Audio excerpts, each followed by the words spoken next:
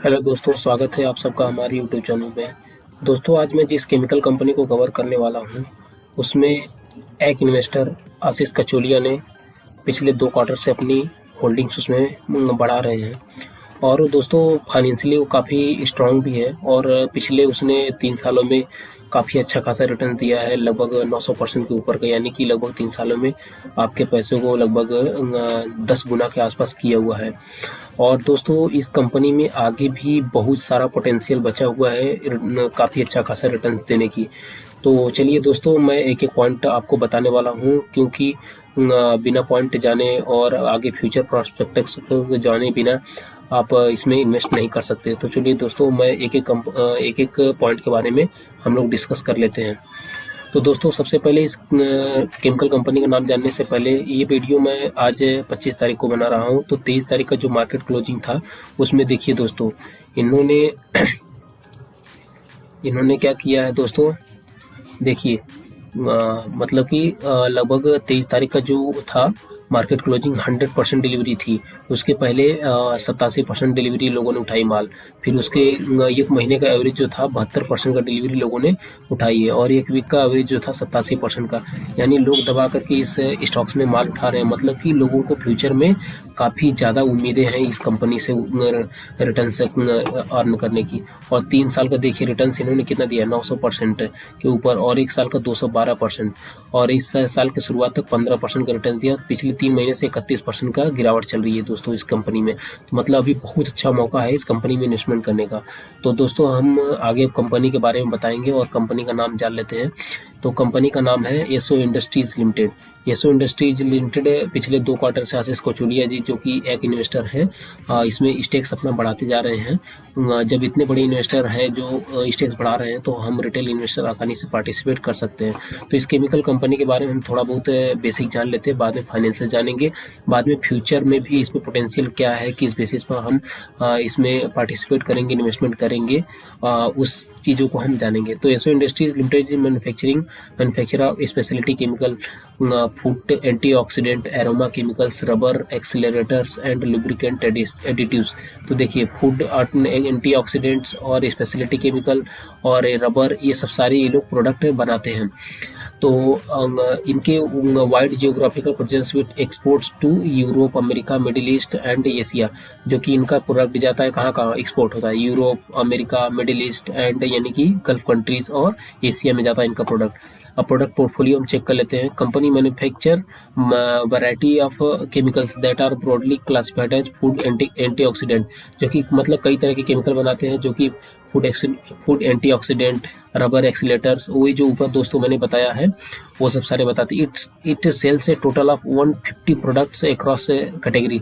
मतलब कि इन सारे कैटेगरी में अगर देखा जाए, जो ऊपर दिए गए हैं ये सब सारे कैटेगरी, उसमें ये 150 प्रोडक्ट का ये मैन्युफैक्चरिंग करते हैं और सेलिंग करते हैं। तो इनका रेवेन्यू कहाँ कहाँ से आता है, रबर सेगमेंट से 36% का रेवेन्यू आता है, और एरोमा से 25%, फूड एंटीऑक्सीडेंट से 16%, और स्पेशलिटी केमिकल से 15%, और लुब्रिकेंट्स से 8% का रेवेन्यू इनका आता है। और आगे हम चेक करते हैं इंडिविजुअल कौन कौन से हैं इनके। इंडिविजुअल इंडस्ट्रीज कौन से हैं, the company's chemicals are used in manufacturing of tyre. जो कि इनकी केमिकल कहाँ कहाँ जाते हैं, टायर इंडस्ट्री में जाते हैं, जो कि कभी भी न बंद होने वाली इंडस्ट्री है। कन्वेयर में जो बेल्ट कन्वेयर होते हैं दोस्तों, माइनिंग वगैरह कंपनी में और सीमेंट इंडस्ट्री में बेल्ट यूज होते हैं, उसमें यूज होता है। पर्सनल केयर प्रोडक्ट, यानी कि जो हम अपने ब्यूटी प्रोडक्ट के लिए यूज करते हैं, उसमें। और एडिबल ऑयल, मतलब खाने वाले तेल में। फ्रेगनेंस, मतलब कि जो सेंट वगैरह होते हैं उसमें। और एनिमल फीड्स, मतलब कि जानवरों को खिलाने के लिए उनके केमिकल यूज होते हैं। जियोग्राफिकल प्रेजेंस कहाँ का इनका, the company serves 1000 clients across 50+ countries. यानी इनके 1000+ क्लाइंट्स और 50 देशों में से ज़्यादा देशों में। और इनकी एक्सपोर्ट कहाँ कहाँ होता है, USA, United kingdom, Iran, Australia, south Africa, Singapore, Germany, UAE and other country में इनका एक्सपोर्ट होता है। और FY20 में इनका रेवेन्यू कहाँ कहाँ से आया था, इंडिया से 37% रेवेन्यू आया था, यूरोप से 28%, और यूएसए से 17%, and rest of the world 18% आया था। क्लाइंट बेस इनका क्या क्या है, द कंपनीज मारिक क्लाइंट इंक्लूड, मतलब इंडिया में कौन कौन से इनके क्लाइंट हैं, डाबर, कॉन्टिनेंटल, हिंदुस्तान पेट्रोलियम, मतलब HPCL, Balmer Lawrie, Indian Oil, Apollo Tyres, CEAT, Adani Wilmar, कीवा, कैमलिन, जेके टायर, एमआरएफ, यानी कि बड़े बड़े दोस्तों इनके कस्टमर हैं, जो कि काफ़ी मार्केट लीडर हैं, ये अपने जीसीबी सेगमेंट में है। तो दोस्तों एक तरह से देख लीजिए कि ये ऑयल सेक्टर मतलब कि इनके जो प्रोडक्ट है डाइवर्सिफाई है, मतलब ये सिर्फ ये प्रोडक्ट पर डिपेंडेंट नहीं है दोस्तों। आगे हम चेक करते हैं मैन्युफैक्चरिंग कैपेबिलिटीज़ क्या क्या है। Presently the company ons and operates 3 manufacturing unit in Vapi, यानी वापी गुजरात में जो इनके 3 मैन्युफैक्चरिंग यूनिट है। और कैपेसिटी इनका पहले कितना था, 11,000 मीट्रिक टन पर एनम का कैपेसिटी, यानी टोटल केमिकल जो बनाते हैं उसका। और इन्होंने ऐड कितना किया अभी उसमें, FY21 में इन्होंने 900 मीट्रिक टन पर एनम का कैपेसिटी उन्होंने यूनिट 1 और यूनिट 2 में इन्होंने ऐड किया है। और R&D इनकी कैपेबिलिटीज़ भी काफ़ी अच्छा है दोस्तों। As the company is in speciality chemical business, its R&D team is primarily contributed to the company's growth and success. मतलब कि सीधा सीधा कहने का मतलब ये R&D टीम जो है इनकी ग्रोथ में काफ़ी ज़्यादा पार्टिसिपेट करती है। The company has significantly increase its R&D expense over year, मतलब साल दर साल ये जो अपने R&D के लिए एक्सपेंसेस है वो बढ़ा रहे हैं। It undertakes R&D activities from its own R&D facility which is DSIR certified, मतलब DSIR सर्टिफाइड इनका R&D है। पहले इन्होंने देखिए FY21 में इन्होंने 17 लाख का खर्च किया था, और FY20 में इन्होंने 2.8 करोड़ का R&D पर अपने खर्च किया था, जो कि बहुत सारी कंपनी R&D पर उतना नहीं फोकस करती, ज़्यादातर मैन्युफैक्चरिंग पे ही फोकस करती है। तो इनका मतलब R&D पर ही काफ़ी अच्छा फोकस कर रहे हैं, जो कि नए प्रोडक्ट लॉन्च करने में काफ़ी सहायता कर सकती हैं। अब हम इनके कुछ पैरामीटर चेक कर लेते हैं दोस्तों। कंपनी जो है कि ये एक स्मॉल कैप कंपनी है, जो कि 1492 करोड़ की कंपनी है। स्मॉल कैप कंपनी में यही फायदा होता है दोस्तों कि अगर रिटर्न्स जब देती है ना, तो बम्पर रिटर्न्स देती है और आपको मालामाल करती है, वरना डाउन होती है तो डाउन ही हो जाती है। तो इसलिए अगर आप स्मॉल कैप इंडस्ट्री में इन्वेस्टमेंट करते हो तो अपने इन्वेस्टमेंट पोर्टफोलियो का थोड़ा ही परसेंट, यानी 10 से 15% ही रखें तो ज़्यादा अच्छा रहेगा। स्टॉक का पी चल रहा है 28.3 और इंडस्ट्री का पी चल रहा है 22.4, जो कि स्लाइटली थोड़ा सा महंगा है। लेकिन अगर इसका पीजी रेशियो देखें तो 0.4 का चल रहा है। पीजी रेशियो से हम पता लगा सकते हैं कि सिर्फ पी रेशियो पर हम डिपेंडेंट रह के इन्वेस्टमेंट नहीं कर सकते हैं, उसके फिर आगे हम पीजी रेशियो देखेंगे जो कि 0.4 है। अगर 1 से नीचे रहता है पीजी रेशियो तो अच्छा माना जाता है। और डेट टू इक्विटी रेशियो 1.02 है, जो कि थोड़ा सा ज़्यादा है, लेकिन आगे आने वाले समय में इनका प्रॉफिट बढ़ेगा तो धीरे धीरे डेट भी रीपे करके इनका क्या बोलते हैं कि debt to equity ratio already down आ जाएगा। रिटर्न ऑन इक्विटी देखिए 41.7, जो कि बहुत अच्छा इन्होंने मेंटेन किया। करंट रेशियो भी इन्होंने 1.3 का मेंटेन किया, काफ़ी अच्छा है। और आगे हम अगला पैरामीटर चेक करते हैं दोस्तों।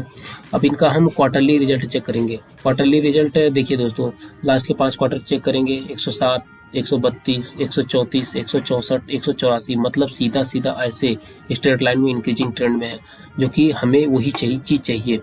और इनका देखिए नेट प्रॉफिट चेक कर लेते हैं, 6, 9, 11, 14, 15, फिर 14 लास्ट के क्वार्टर में 1 करोड़ का कम है, लेकिन ठीक है फिर भी दोस्तों।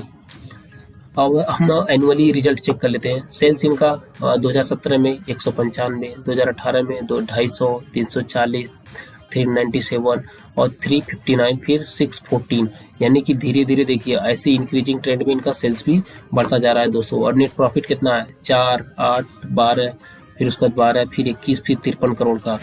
और इनका EPS कितना मेंटेन किया इन्होंने दोस्तों, 11, 19, फिर उसको 46.26, जो कि इनका देखिए दोस्तों इंक्रीजिंग ट्रेंड में ही है सब कुछ। तो ये हमको पॉइंट मिल गया सिर्फ फाइनेंशियल चेक करके। आगे हम इनके फ्यूचर प्लानिंग के बारे में भी चेक करके हम आइडिया लगाएंगे कि हम इसमें इन्वेस्टमेंट कर सकते हैं नहीं। तो इनका देखिए 3 साल का, पिछले 5 साल का सेल्स कितना था, 26% के हिसाब से इन्होंने ग्रो किया, 3 साल में 22%, और लास्ट साल का 71% के हिसाब से इन्होंने ग्रो किया। और 5 साल का इनका प्रॉफिट ग्रोथ कितना था, 70%, 64%, फिर 145%। और 3 साल का CAGR स्टॉक प्राइस कितना था, 116, फिर 2 साल का 211%। और रिटर्न ऑन इक्विटी इन्होंने गजब का मेंटेन किया दोस्तों, 34%, 5 साल का, 3 साल का 35% और लास्ट ईयर का 42%, जो कि एक्सीलेंट इन्होंने मेंटेन किया हर एक पैरामीटर में। और हम बैलेंस शीट में चेक करेंगे दोस्तों कि इनका रिजर्व्स बढ़ता जा रहा है कि नहीं। रिजर्व्स जब इनके पास रहेगा तभी तो ये बिजनेस में अपने पैसों को इन्फ्यूज कर पाएंगे, और इन्फ्यूज करेंगे तभी जाकर के आगे प्रॉफिट बढ़ता जाएगा। प्रॉफिट बढ़ेगा तो शेयर प्राइस बढ़ेगी। तो 7, फिर 23, फिर 2019 में 35, फिर उसके बाद 2020 में 47, फिर 2021 में 68, फिर उसके बाद 165 करोड़ का इनका रिजर्व्स बढ़ता जाता है दोस्तों, जो कि एक पॉजिटिव साइन है। फिर हम शेयर होल्डिंग पैटर्न पर चेक करेंगे। शेयर होल्डिंग पैटर्न हम इसलिए चेक करेंगे कि अगर कोई FIIs है या DIIs है या कोई एक इन्वेस्टर है उसमें पार्टिसिपेट कर रहा है कि नहीं, जिसके भरोसे पर हम भी इसमें अपना इन्वेस्टमेंट का डिसीजन ले सकते हैं। तो देखिए, जो FIIs है उन्होंने तो होल्डिंग थोड़ा सा लास्ट मार्च क्वार्टर में कम किया है।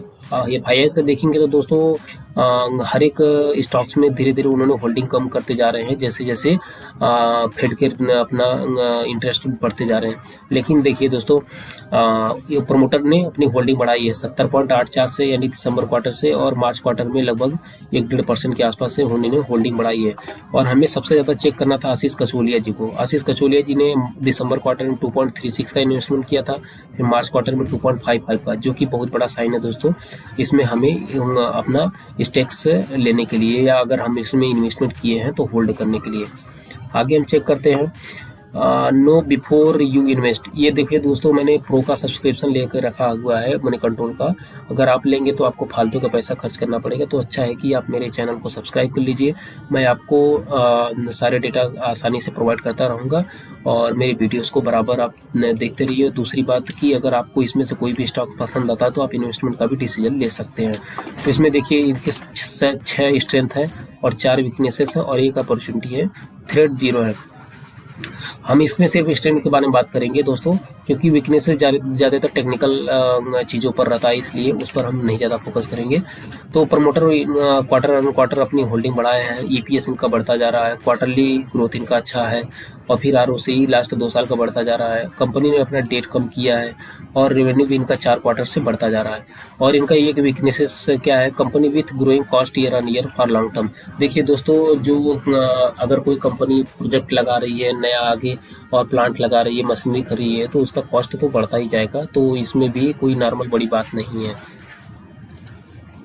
आगे हम कैश फ्लो चेक करेंगे। कैश फ्लो एक्टिविटी में मेन चीज़ हम चेक करेंगे कि कंपनी इन्वेस्टमेंट कर रही है कि नहीं।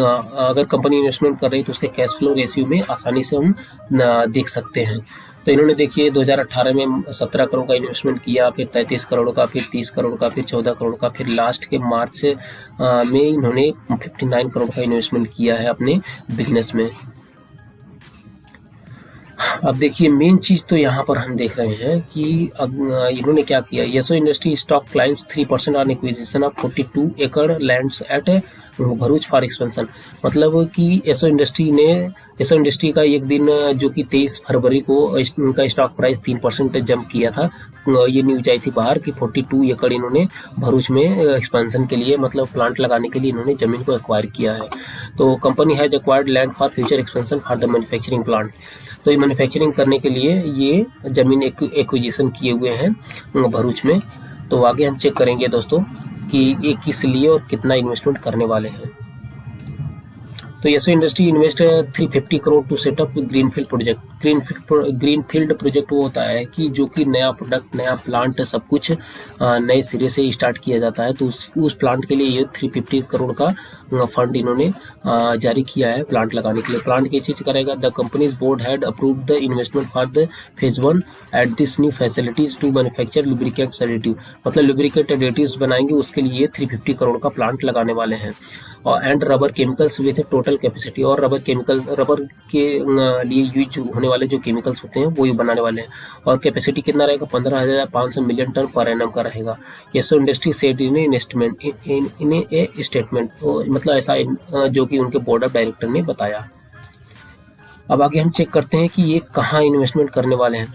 Speciality and fine chemicals manufacturer Yesso industry limited announce A capital of expenditure of 350 crore. वही जो मैंने बताया, पहले फेज में ये 350 करोड़ का ग्रीनफील्ड प्रोजेक्ट लगाने वाले और दहेज के पाखजन गांव में और जगह पर। The company board had approved investment for phase 1 this facilities. तो दोस्तों, जो मैंने पहले भी बता दिया था, post expansion total manufacturing capacity will increase. मतलब कि आगे मतलब कि एक्सपेंशन के बाद 11,000 मीट्रिक टन से 26,000 मीट्रिक टन ये अपने रेवेन्यू, मतलब कि इनका जो कैपेसिटी है वो बढ़ जाएगा। और रेवेन्यू उसमें कितना कंट्रीब्यूट करेगा? इनके 500 से 550 करोड़ का इसमें इनके रेवेन्यू में ये कंट्रीब्यूट करेगा फ्यूचर में। The project is expected to completed in FY20, यानी कि फरवरी में ये न्यूज बाहर आई थी, तो 24 महीने में लगभग 2 साल के अंदर में ये प्रोजेक्ट कंप्लीट हो जाएगा। The capital expenditure towards the project will be financed through combination of internal accruals and debt, यानी कि जो इंटरनल एक्यूरेल्स माने ये जो प्रॉफिट कमाए थे वो, और डेट के थ्रू ये अपने प्रोजेक्ट को फुलफिल करने वाले हैं। The demand for lubricant additives and rubber chemicals is increasing globally, मतलब कि जो इनके लुब्रिकेंट्स और एडिटिव्स हैं और रबर केमिकल्स हैं वो मतलब कि पूरे दुनिया में इनकी डिमांड बढ़ती जा रही है, इस हिसाब से ये प्लांट लगाने वाले हैं। We foresee a reasonable demand for product in the market on account of our ability to, तो मतलब कि जो ये देख रहे हैं इस मतलब कि ग्लोबली इस मतलब इसमें इंक्रीज होने वाला है इसका डिमांड, उस हिसाब से ये प्रोडक्ट को अपना मतलब एक्सपेंशन करने वाले हैं। तो दोस्तों सीधा सीधा ये मैं वीडियो सिर्फ एजुकेशनल पर्पस के लिए बनाया था, तो आप अगर इसमें इन्वेस्टमेंट का डिसीजन अपना बना रहे हैं तो अपने बेसिस पर ज़रूर से ज़रूर रिसर्च कर लीजिए और ब्लाइंडली फॉलो करके बाई और सेल का अपना डिसीजन मत लीजिए। और मैंने जो डेटा प्रोवाइड आपको करवाया है उसका आप सहायता ले करके आप इन्वेस्टमेंट का अपना डिसीजन बना सकते हैं। और दोस्तों अंत में मैं यही कहना चाहूँगा कि मेरे चैनल को दोस्तों प्लीज़ सब्सक्राइब कर लीजिए, लाइक कर लीजिए और वीडियो को शेयर ज़रूर कीजिए। दोस्तों मैं आशा ज़रूर करता हूँ, मुझे पूरा विश्वास है कि मैं आगे भी ऐसे ही स्टॉक्स आपके पास और आपको प्रस्तुत करता रहूँगा, जो कि काफ़ी आपके लिए इंफॉर्मेशनल रहेगी। और अंत में मैं कहूँगा कि आपने वीडियो देखा उसके लिए बहुत बहुत धन्यवाद, अपना वैल्यूएबल टाइम दिया उसके लिए बहुत बहुत धन्यवाद। Thank you.